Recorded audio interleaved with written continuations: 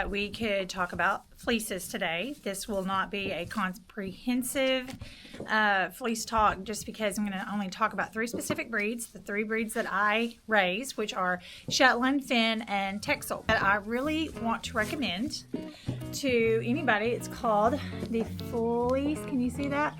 The Fleece and Fiber Source Book. You open the book and you get started. It has some things about the antiquities of fiber and fiber production. Kind of takes you back in history.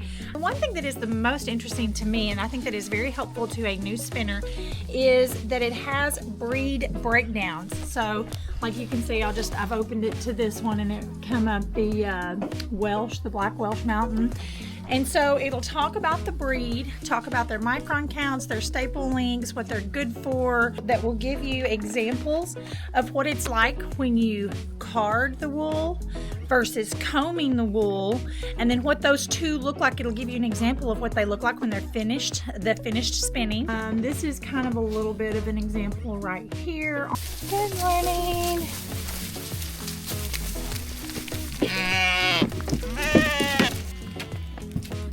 Look at those beautiful fleeces. All fins but one, and it's this gal right here. She's half Shetland, half Finn. But look at these beautiful fleeces. Long staple.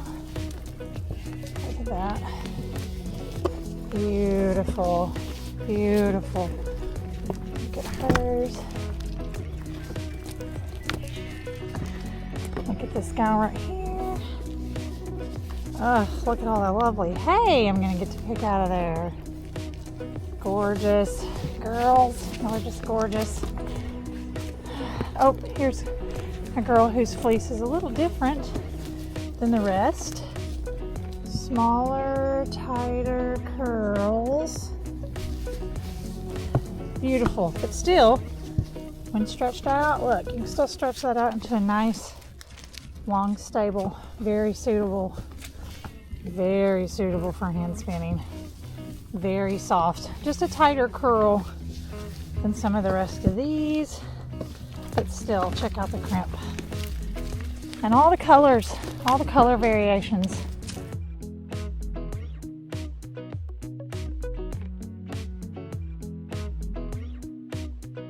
Lamb's fleeces are a little different, you can see. Still beautiful, long staple, a little softer. Sometimes their cramp develops a little more as they get older. Oh, I cannot wait to get my hands on this. I have spun up and worked with Finn Texel cross fleeces before, and the Texel adds a loftiness that the Finn don't have. But with the Finn, you still get the luster, the stable length, the crimp, the softness, and the fineness.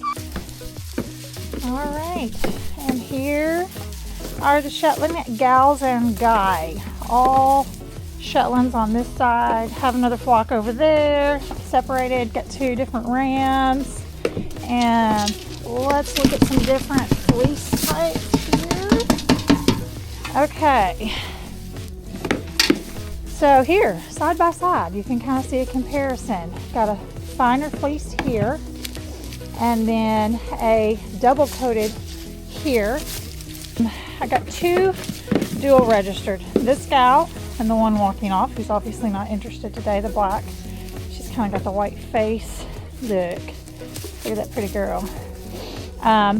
They are both dual registered with NASA and then the Fine Fleeced Shetland Sheep Association. My ram here, I'm going to submit for him to be registered as Fine Fleece. Going to submit for some micron counts and then submit his samples to the Fine Fleece because I believe that he will qualify. Okay, so she wants to eat and is not interested in letting me look at her fleece, but I got a hold of her and I just want to show you that beautiful crimp that we got there, going on. Staple length on her, you can see that's not going to be It's not going to be too bad of a staple length. I love this lady's fleece. She is a gray cat. But anyway, you can see she is fine fleece. But if you can see this white gal in front of me, she is got a longer double coat. And then there is a fine fleece. That's Cleopatra. Gretchen, get back in here. Come here. Come here. Okay, so you can see Mom's coat, or this, not Mom, this is a lamb. She's going to be double coated like her mama, but you can see long staple length. It's still really fine, really soft, but it is not as crimpy.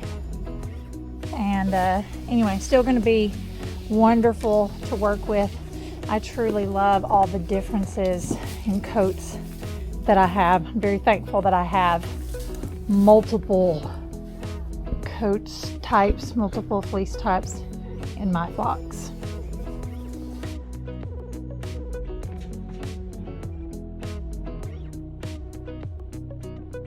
We know that these are meat sheep, not what you would want if you were raising sheep for their wool, except for this gal right here. She's a Texel Shetland cross, and she has amazing fleece. But the good thing about a Texel, the thing that I love because I'm so into fleece, is that they still have wool. They're a wool meat breed. And I don't know if you can see that. If I can really get a good look how pretty that is. It's so fluffy, and she's not gonna let me. So fluffy and so lofty. They're covered in burrs, but look at that. So there's still a lot of really good things that you can do with the Texel fleece. This is not fine. It's going to be more coarse, but it is perfect for rug making, felting, and then blending. You can blend it and do all kinds of things. So that's the benefit of having a meat breed who also produces wool. Do have to be sheared once a year. So if you're not into shearing, but you want the meat and you care nothing about the wool, this is not the breed for you. You would need to go with a hair sheep. So, but that's why I love Texels. They are meaty and they have wonderful wool.